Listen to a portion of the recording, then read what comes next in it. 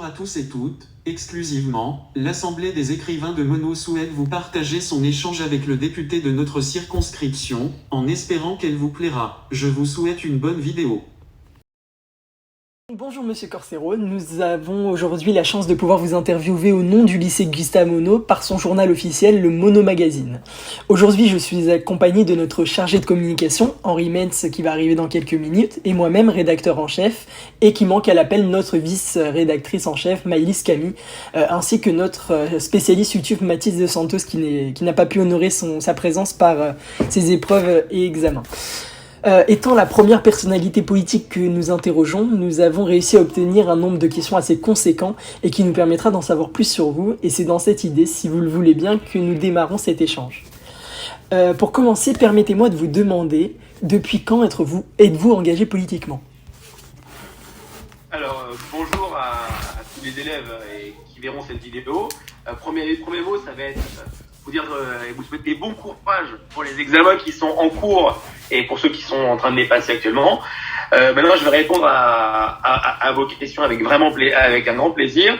Moi, je suis engagé en politique, on va dire, depuis 2010. Voilà. 2010, ça a été pour moi une année de réveil parce que j'étais posé familièrement, j'avais mes enfants, ma maison était faite, tout était bon, et donc j'avais du temps. Et donc quand on a du temps, on cherche comment être utile, et comment être utile, c'était pour moi un engagement politique pour ma ville directement, pour Soisy-Montmorency. Ok, merci beaucoup. La question suivante. Ce travail, on le sait, demande un grand investissement constant et ne laisse pas place à la fatigue. On peut ainsi se demander quelle est votre lettre motive en tant que représentant du Val d'Oise. Alors moi je fonctionne par quelque chose de très simple. Pour moi, ce qui est important, c'est d'apporter une réponse aux gens et de leur dire la vérité. C'est très important parce que moi, je supporte pas ne pas avoir de réponse. Je ne supporte pas qu'on me mente. Donc, mon leitmotiv, c'est de se dire que si la personne, elle prend 5 minutes pour nous écrire, on doit prendre le double du temps pour lui répondre et pour essayer de lui apporter une réponse quelle qu'elle soit. Ok, merci beaucoup. Vous êtes particulièrement engagé sur le sujet de la jeunesse. Comment ressentez-vous la relation entre les jeunes et la politique en tant que député ? Alors, très clairement, aujourd'hui, les jeunes et la politique, c'est un grand fossé parce que ils n'y s'y intéressent pas trop. S'ils s'y intéressent, ils pensent plus à voir et à croire ce qu'il y a sur les réseaux ou ce qu'ils peuvent en lire. Voilà, ça c'est la vraie difficulté. Aujourd'hui, la jeunesse est totalement éloignée du monde politique. Pourtant, elle est très très proche du monde associatif. Et alors que on sait très bien que les deux, malgré tout, sont liés parce que qu'est-ce qui finance beaucoup d'associations ? C'est souvent la politique. Alors que quand on fait de l'association, on est aussi convaincu par ses idées. Et la politique, c'est tout à fait ça. On est convaincu par des idées, on cherche à les faire entendre et à les appliquer pour les défendre. Et voilà. Et c'est sur ça où je souhaite vraiment faire en sorte que la jeunesse entende que les deux sont liés. Vous savez, la politique, à n'importe quel instant de la moment de la journée, on en fait. Vous en faites déjà au collège et au lycée, mais vous vous en rendez pas compte. En défendant certaines valeurs, en défendant certains points de vue. Et ça, c'est faire de la politique. Et pour moi, je pense qu'aujourd'hui, la jeunesse doit se faire entendre. Parce que la jeunesse, c'est l'avenir.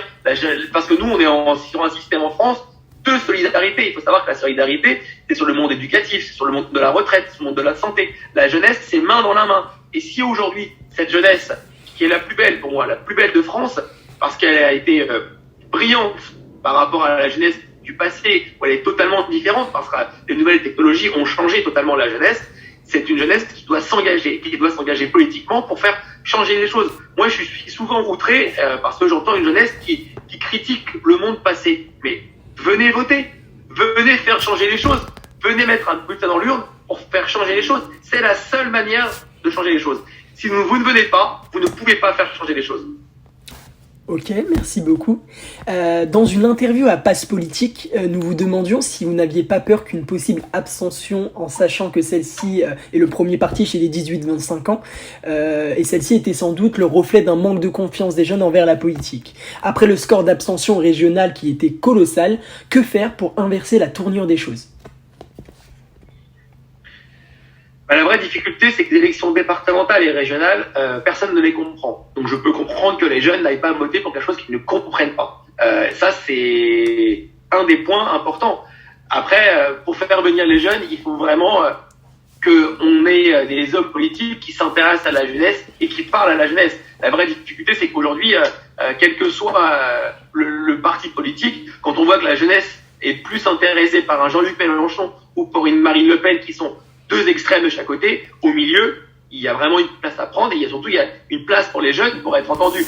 Mais malgré tout, personne ne l'entend ou personne n'y va. Et ça, c'est la vraie difficulté. Donc, est-ce que les jeunes aujourd'hui se passionnent pour ça? Je sais pas, j'arrive pas à comprendre. Mais par contre, ça rejoint ma première idée, c'est qu'aujourd'hui, si cette jeunesse elle est engagée, si cette jeunesse elle veut faire changer les choses, la seule manière de le faire, c'est de venir voter. Ok. Dans un sens un peu moins profond, pouvez-vous nous expliquer votre rôle de député? Alors c'est facile, c'est un métier qui a plusieurs aspects. On a un premier aspect à l'Assemblée nationale où on va fabriquer une loi, c'est-à-dire qu'on part d'un problème qui existe ou d'une solution qu'il faut améliorer et on modifie un texte de loi pour que ça aille dans un sens ou dans un autre ou pour lui donner plus de sens, plus d'ouverture. Et ça, c'est le travail législatif. Et donc, automatiquement, on travaille à travers une commission, puis après dans l'hémicycle pour le faire voter. Et après, vous avez un autre travail en circonscription qui est tout aussi intéressant parce que on est au cœur avec les citoyens, on échange avec eux, on est sans arrêt sur des difficultés qu'ils peuvent rencontrer où on peut les aider. C'est un rôle de facilitateur de vie souvent parce que ils sont coincés entre une administration ou une vraie difficulté. Et donc, nous, on cherche à les épauler et à faire avancer leurs difficultés pour essayer de leur apporter une réponse. Donc, dans les deux cas, c'est souvent un coup de pouce, une petite aide qui va faire en sorte qu'il va changer la vie. Mais par contre, les Français ont du mal à s'en rendre compte parce que on n'agit pas directement. Quand on est élu local, en quelques instants, on peut faire changer les choses et on peut voir une vraie impulsion. Quand on est député, avant que le texte soit appliqué, il peut mettre plusieurs années avant qu'il soit voté et que le décret soit paru. Ou autrement, quand on aide un concitoyen dans la circonscription, on peut agir, mais ça, il n'y a que le citoyen qui le voit. Il n'y a que la personne qui l'a demandé. C'est avant que d'autres citoyens s'en aperçoivent, c'est beaucoup plus compliqué parce que on fait pas forcément de la publicité sur tout ce qu'on peut faire. Ok. Donc là, je crois que c'est bien mes 4 dernières questions avant le sondage que je laisserai à mon camarade. En 2020, vous aviez tenté votre chance au municipal de Soisy. Quel est votre rapport avec cette ville? Écoutez, c'est la ville où j'habite. C'est la ville où j'ai fait grandir mes enfants. C'est surtout la ville qui, pour moi, politiquement, a peu d'ambition et il y a peu de... Quand je dis peu, il y s'y passe rien. Aujourd'hui, c'est une ville qui est traversée par d'autres habitants. On a une ville qui est totalement une ville dortoir où regardez bien, on peut voir, que ce soit sur la fête de la musique ou sur autre chose, il n'y avait rien. On a un maire qui est dans un total immobilisme depuis très longtemps, qui fait peu de grand chose pour la jeunesse. Là, on pourra pas nous contredire. Les budgets qui sont alloués sont vraiment des budgets qui permettent de se dire qu'on le fait pour son électorat et qu'on le fait pas pour le bien-être de la ville. Et c'est tout ce que je déteste. Parce que pour moi, quand on est maire de tous les citoyens de la ville et on n'est pas maire pour une partie d'un électorat. Ok. Durant cette élection, vous apparaissiez comme le nouveau candidat d'un parti naissant. Pourtant, votre pourcentage de vote était très prometteur. Comment se forger une place dans un monde politique aussi vaste? Alors, premièrement, je suis pas le candidat d'un parti. Moi, j'arrête pas de le dire. Moi, je ne suis jamais investi par un parti. Je suis soutenu, c'est-à-dire qu'il y a une vraie différence. Quand on est soutenu et quand on est investi, ça veut dire qu'on est adhérent d'un parti, qu'on a une carte d'adhérent et qu'on paye une cotisation ou qu'on adhère. Voilà, moi je suis soutenu, c'est-à-dire que dans tous les candidats, certains partis préfèrent me soutenir parce que entre les autres candidats, ils pensent que c'est moi qui peux incarner quelque chose de différent. Et la vraie différence, elle est très importante parce que moi, en tant que candidat et soutenu, je n'applique pas ce que le parti me demande. J'applique ce que l'ensemble des citoyens me demandent de faire pour la ville et ce que nous, on peut appeler un programme. Et dans ce programme, il n'y a pas que des idées de droite, de gauche, du centre. Il y a beaucoup d'idées qui sont transversales totalement. Et ça, c'est une vraie différence. On a des candidats aujourd'hui qui appartiennent à un parti où ils ne font que reprendre la ligne du parti, ce qui n'est pas mon cas. Ok.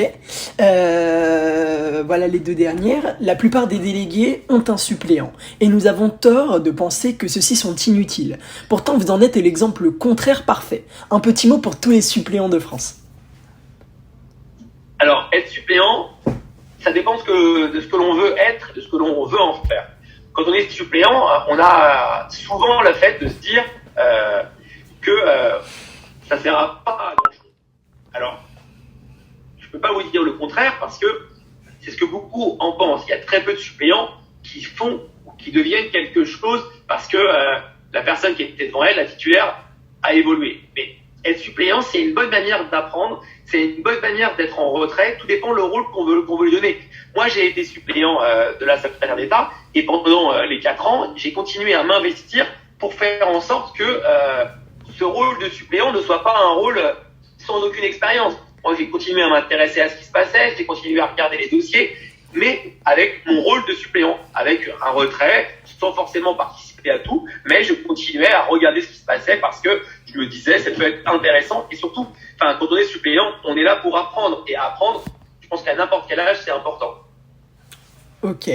À 43 ans, vous êtes encore très jeune. Pensez-vous vous présenter un jour au présidentiel ?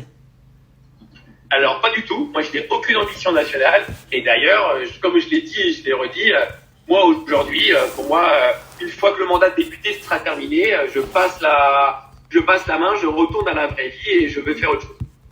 Ok. Et enfin, afin de clore cette interview, nous passerons à notre sondage habituel et je laisse la parole du coup à Henri qui va pouvoir vous le faire.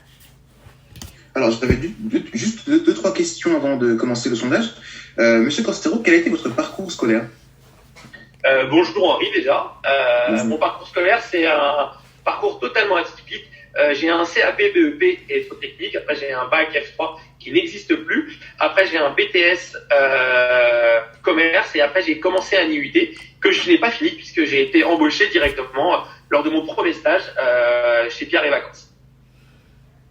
D'accord. Eh bien justement, vous avez eu un parcours scolaire atypique pour un député. Qu'est-ce que ça vous fait ? Et est-ce que vous avez un message aux lycéens qui ne suivent pas la voie générale, ainsi qu'aux personnes qui se moquent des lycéens qui sont en voie professionnelle, par exemple ? Oh, vous savez, ceux qui se moquent, c'est toujours intéressant parce que quand on se moque, c'est qu'on a quelque chose à prouver aux autres. Donc, moi, ça me gêne pas, vous savez. Moi, je pense qu'il n'y a pas de sous-métier dans la vie. Aujourd'hui, ce qui compte, c'est de gagner sa vie honnêtement et de travailler et de faire ce dont on a besoin, ce dont on a envie et d'être fier de tous les jours de ce qu'on fait.